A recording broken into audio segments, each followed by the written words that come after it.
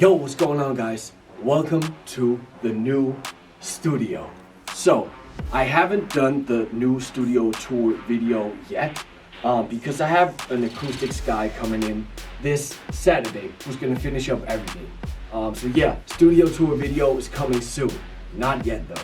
But today, I figured I would do a video about my new track, Spazz Out, and take you guys through it.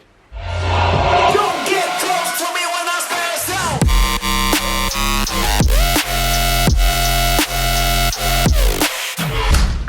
Alright, you guys, I'm not gonna lie, I just spent 3 hours on rooting the audio so it actually comes through when I record the screen. Mac struggles. I'm giving up soon.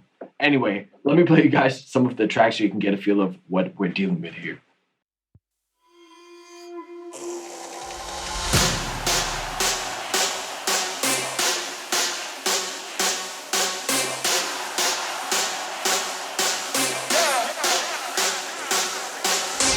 Don't get close to me when I spaz out.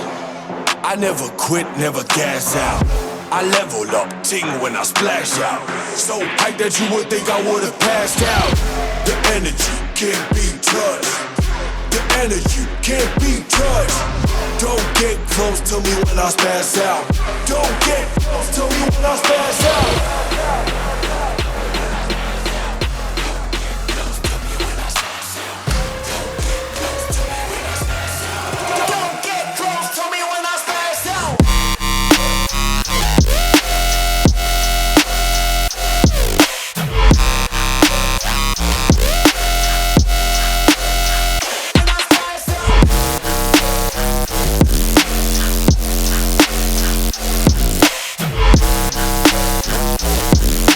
So that is basically the track here.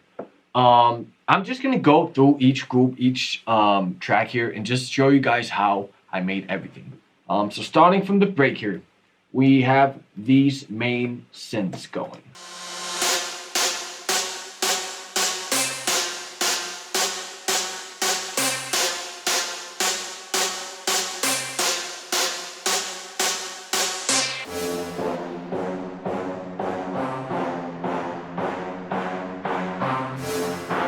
Yeah, very anthemic, very like minimal, I guess. Yeah.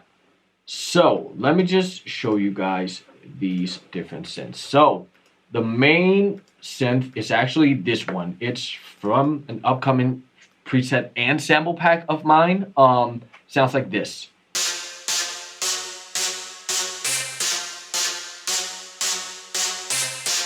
Yeah, so like super harsh OTT type sounding detuned stab here.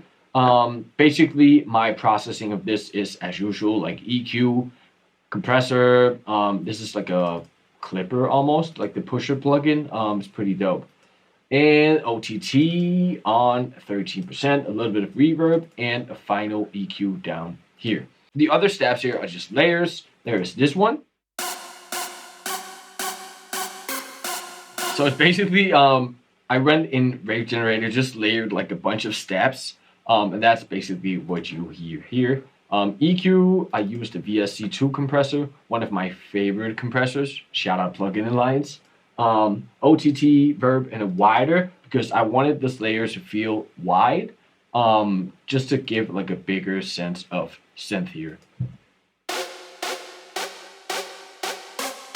The last layer is just a mid layer of the one above, with some different sounds, just to make it feel more full. For the second part here, where the vocal and the drums come in, I have the same synths, just an octave below, and I did a new group just so I can process them a little bit different. So on the group here, there's some automation going on. We have the filter that's automating. I kind of like the resonance of this weird one knob filter from Wubz. Call me lazy, but honestly, it does the job. And yeah, I had to filter the brasses here down a lot just to make space for the vocal.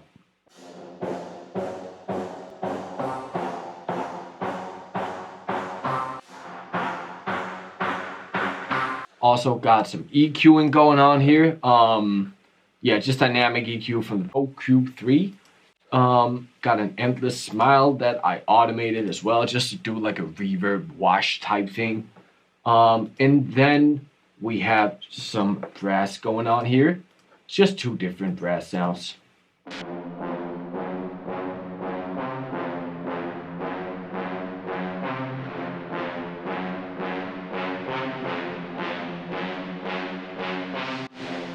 Super simple, same MIDI pattern and everything.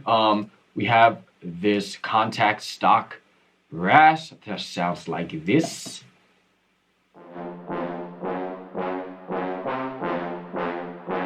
Super simple. And then we have like the Serum synth brass that sounds like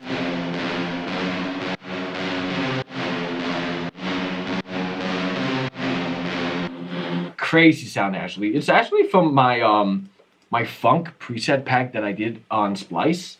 The preset called Lead Juno Brassy that I just played around with a little bit. I think I just tweaked the filters a little bit and detuned it some more. And yeah, just process it through the supercharger like a parallel compressor from Native Instruments on 20% wet only. EQ and black box for the harmonic saturation and everything. I love this plugin so much. Pusher for the clipping, the distortion. Have an EQ just to remove some of the unwanted low end that the distortion and saturation is creating. OTT and the solid dynamics for the dynamics processing. So yeah, pretty simple in terms of how I did the break here. It's basically just the same MIDI pattern with a whole bunch of different layers, heavily compressed and sidechained and everything. Another note here, all the groups, you see the volume fader going like up and down. Actually, I started volume automating the sidechain.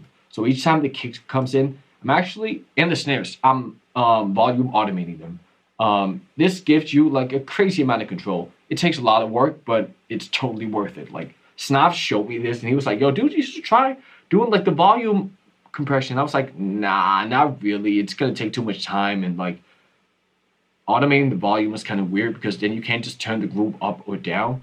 Okay, shout out my manager, Alex, what's going on? Now, here we are for the lead break, Atmos, and Wubz. I always have a group with just like atmospheric stuff just to make it more full. And it's just like stabs and stuff that doesn't belong in like the effects Atmos group. That's more like Foley's and stuff.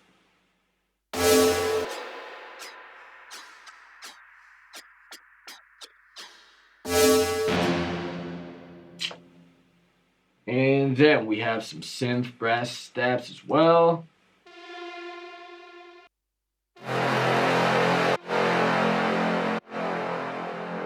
I hate to be that guy who uses his own samples all the time, but I use my own samples all the time. Anyway, let's see what else we got going here. We got the drums on the break, and they sound like this.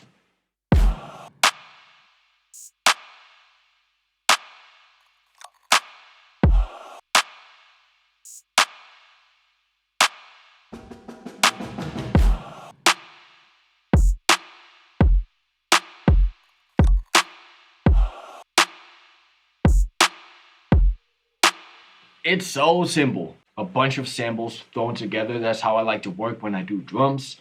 And yeah. Let's see. For the kick here, we have something from OS. I guess that's Origin Sound. It sounds like this without the processing.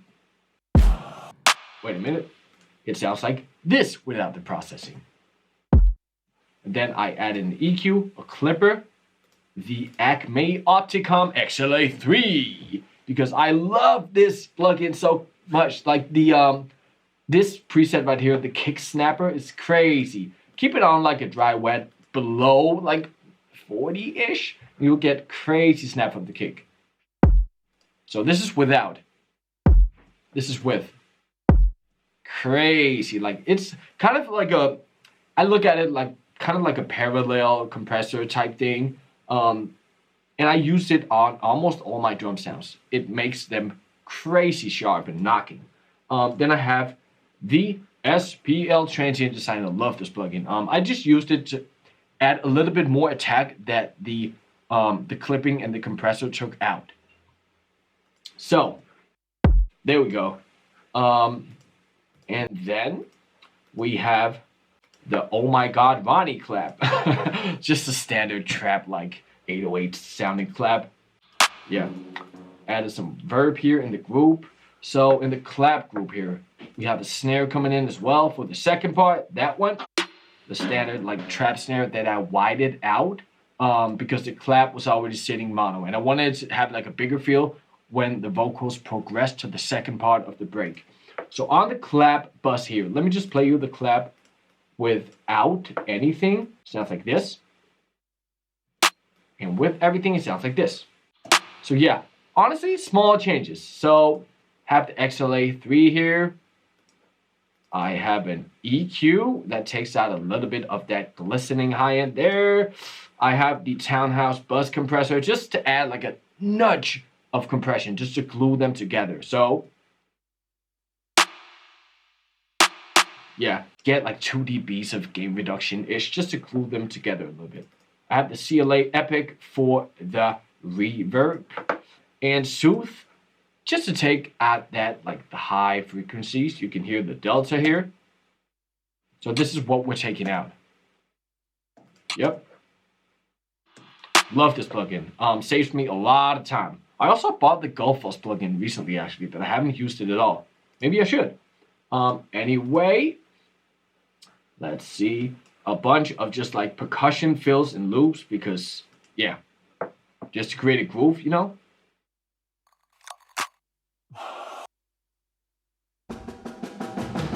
Always. Yeah, that's pretty much it for the drums, for the breaker. Let's move on to the vocals. Now, for this particular track, I had to bounce out the vocals because the project here was just overloading so much. So I bounced them out. So you'll see nothing on the channel strip. But usually I record my vocals. I add the UAD API 550. I have Nectar because it saves me a lot of time. Shout out to Isotope. I have a sound shifter to automate the pitch of the vocal. Then I usually have OTT or I usually have a saturator, the black box, OTT, and a final like Soothe, EQ, Pro Q3 type thing. Pretty simple in terms of the vocal channel strip. Then I record a bunch of leads, doubles, ad-libs, and everything. And then I put them in a vocal group. And they sound like this. Don't get close to me when I spazz out. I never quit, never gas out. I level up, ting when I splash out. So hype that you would think I would've passed out. The energy can't be touched. The energy can't be touched. Don't get close to me when I spazz out. Don't get close to me when I spazz out. So you hear a lot of sidechaining automation going on in the vocals here. And they are obviously very aggressive. So yeah, just to make them more aggressive, I have this channel strip here. And this is the group channel strip. So all the vocals have individual chains, then they run into the group. So without anything on, it would sound like this. Don't get close to me when I spazz out. With everything. Don't get close to me when I spazz out. So what we have going on is the Biome plugin as a distortion. I kind of like this FX plugin.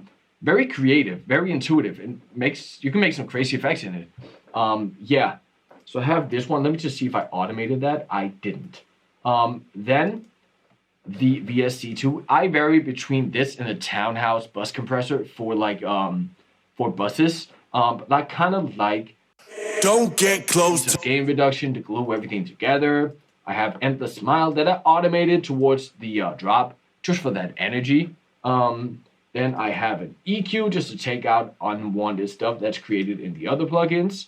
I have CLA Epic that I've actually grown to like. I'm not a big fan of Waves or CLA, but I kind of like this plugin actually.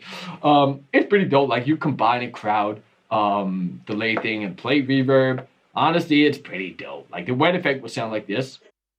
Don't get close to me when I spazz Like a 1950s radio type thing. Dial in the dry wet, usually around like 10-20%. It can add a cool space to your vocal. Sometimes it can fuck it up. I have Synths as well on, and that's pretty much done for the vocals. The main thing I want to talk about for the vocals here is the delays, the effects, the ad-libs. That's what making the vocals hype. This is something I've been doing in my recent tracks, just recording a lot of chants, energy stuff, and having a lot of like chanty and shouty ad-libs. So if you hear the background, you have like yeah, yeah, yeah, whoa, ha, always in the background to add energy.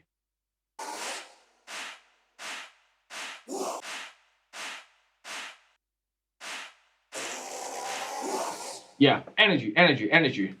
Always a lot of stuff like this going on in my breaks. Yeah, obviously there's a lot of effects and atmospheric stuff going on. I always have like impacts, crowds, loops and stuff like this in the background.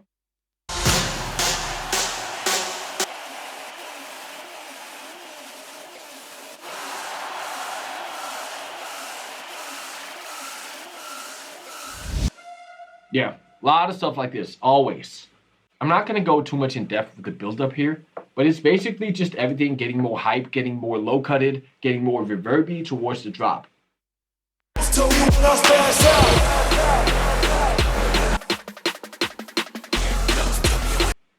We have a bunch of drop stuff coming on here. Some build-up loops from Excellent, the Cartel pack. We got a snare here. Got the good old trap snare. Yeah, classic, classic, classic. And then just like the drop leads, verbing in a little bit slowly.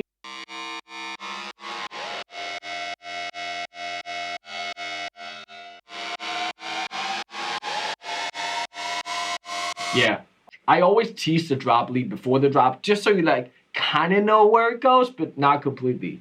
Obviously, a lot of like crowds and stuff going on. But let's move on to the interesting part here. Alright, you guys, so moving on to the most important part of the track here, the drop.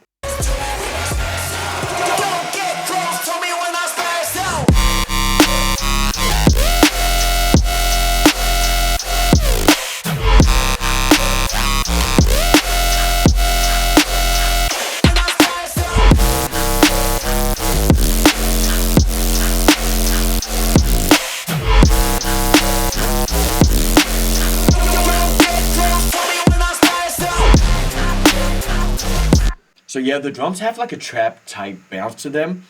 However, the lead and the sound design is very dubsteppy.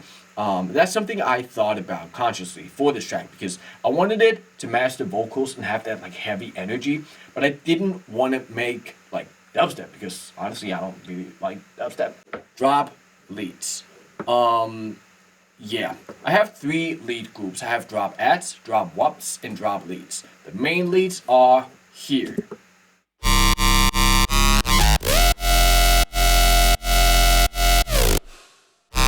And I've done what I always do with drop leads, is I have a main lead and then I have the same channel strip and the same preset, just with different octaves, wavetables, and layers, just to make a wider lead and a more full sounding lead. The main lead is this one.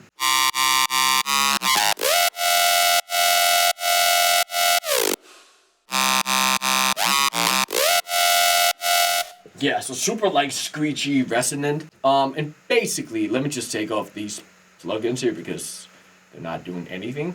Yeah, so what I've done here is you have a pretty basic setup actually. Frequency modulation for B as usual, sine wave, saw wave here, a comb filter, and then a sub 4 octaves up. Let me just play you the lead with the sub muted.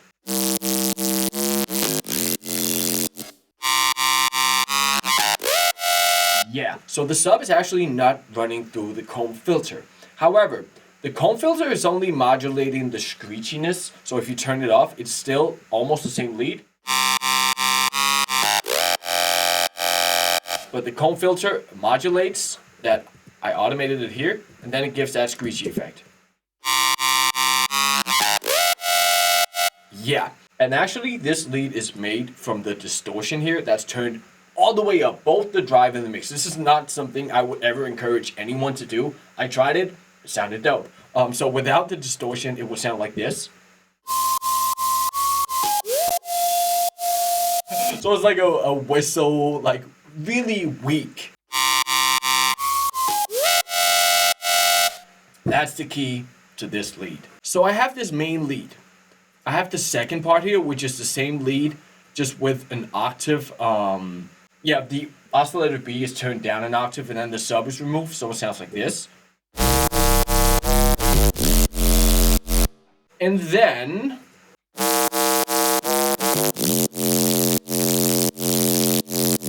let me just play through the different layers. They are the same. I'm not going to unfreeze and freeze everything. They are the same preset in Serum. I just modulated the filtering, the oscillators, and the frequency modulation. So it's different accents of the same lead, just to create different layers so it doesn't sound too thin. So this is the mid-high layer. Very screechy, very reverby. This is the high chorus layer.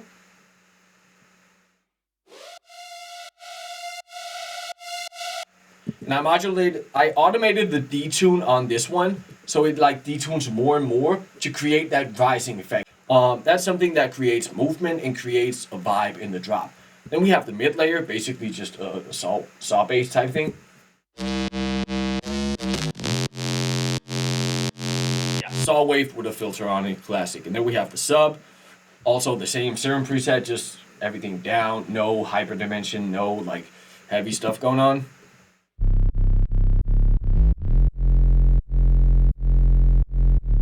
Yeah, pretty, I'm not gonna say it's simple, but that's the main leads for the drop. So, for the last lead here, I have an ad that comes in when it hits the root note. So it goes da da da da da da da. So for that root note, I wanted it to rise even more. So I actually went through my splice samples and found like a screech and chopped it up. So, a whole different lead and different level of detuning, which makes it sound crazy when you add it to the main lead. Let me just turn it up a little bit so we can hear it more.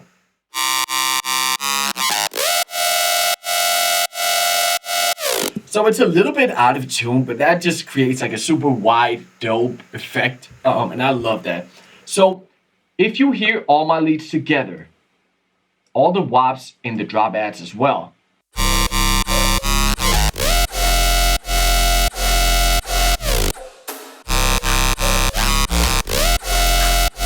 you would notice that there's a lot more going on than just the leads. So I have the drop wops. I always have a group like that just to create drive and create more sense of depth in the drop. Depth with a P, obviously. But yeah, so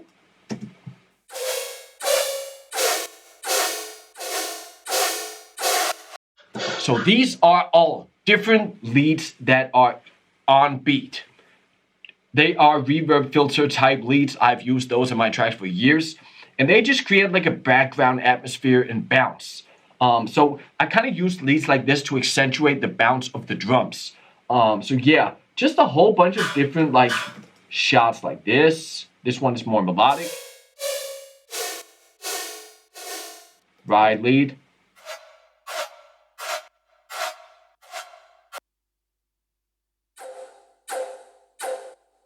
Yeah, and they just are sitting on a group here, sidechaining through the solid dynamics.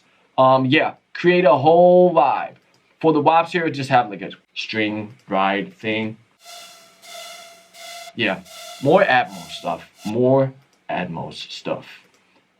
Just to go over the drop lead group here, all the drop leads are sent to this group with the black box distorting the high end, so creating that sizzle.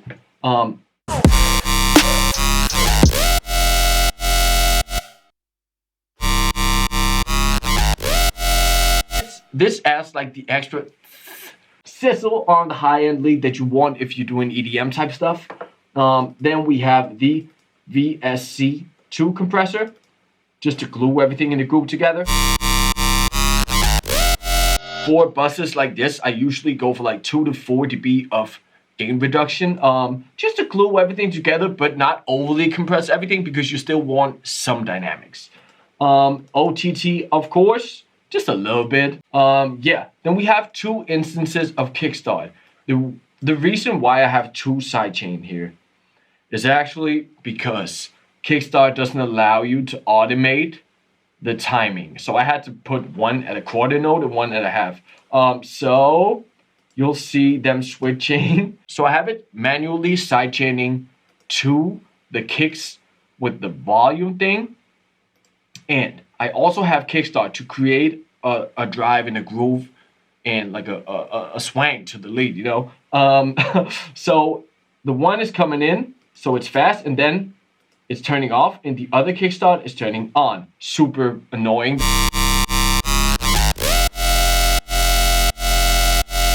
Yeah, so sidechaining different.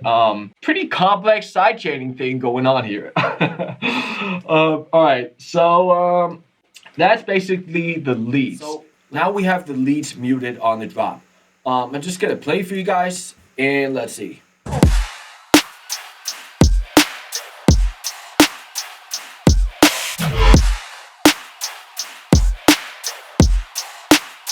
Yeah, so what you'll notice here is that there is a lot more than just the leads going on. So many atmosphere tracks and all that. What you'll hear here is that there are a lot of channels.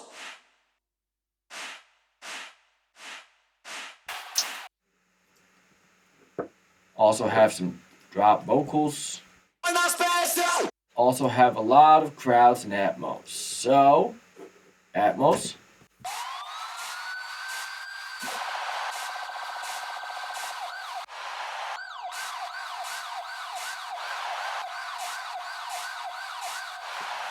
Yeah, so a lot of like sirens, crowds, atmosphere, noise stuff going on there. Each sidechain on the individual track actually, because I did this initially before I started volume sidechaining.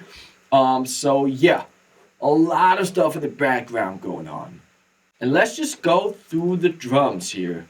Kicks, clap snares, and hats sound like this.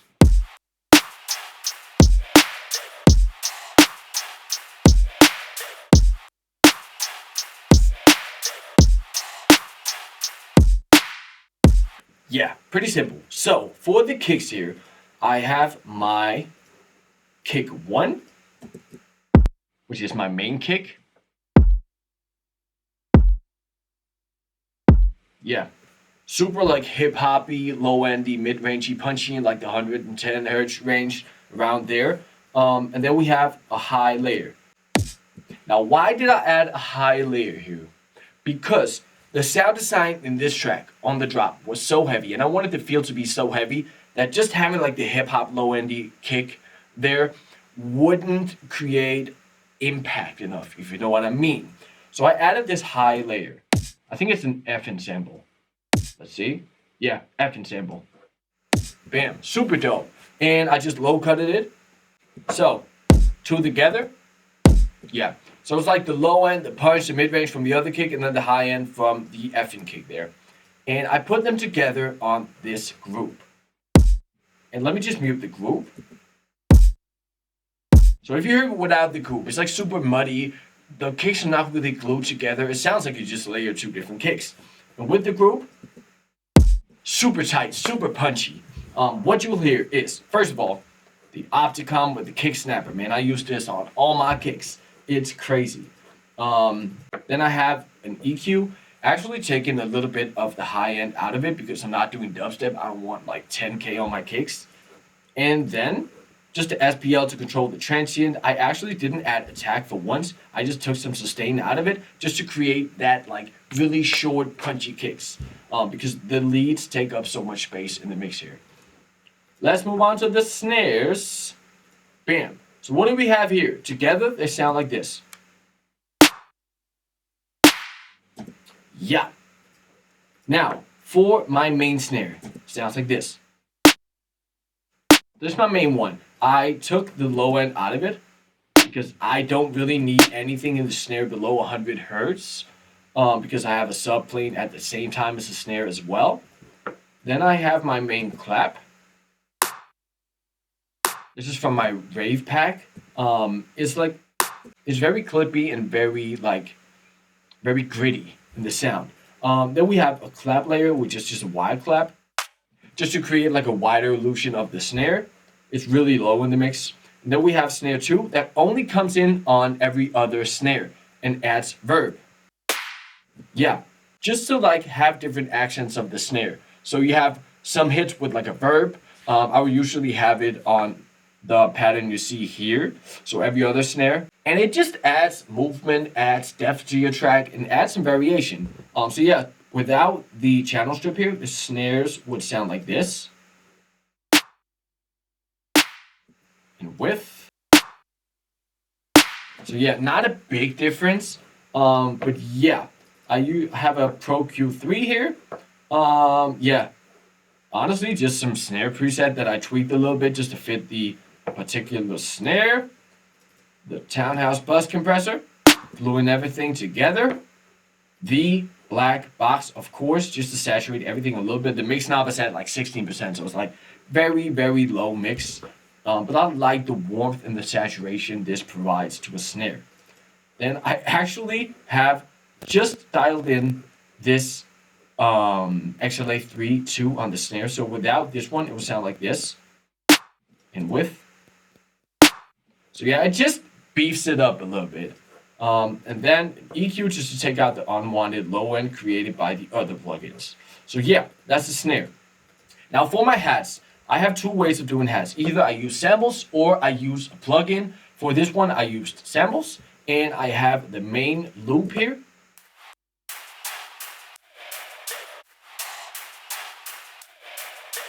Yeah, super dope loop actually from the Excellent Cartel pack. Shout out Excellent Sound. And then I have a straight hat just to accentuate the bounce more.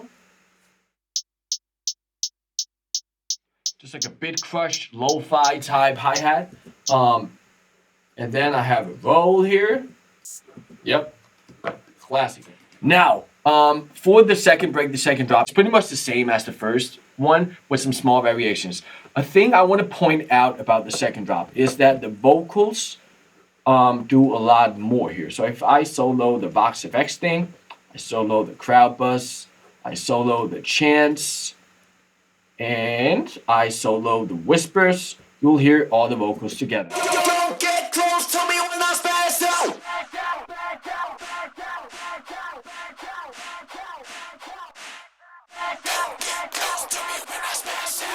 Don't get close to me when I spaz out.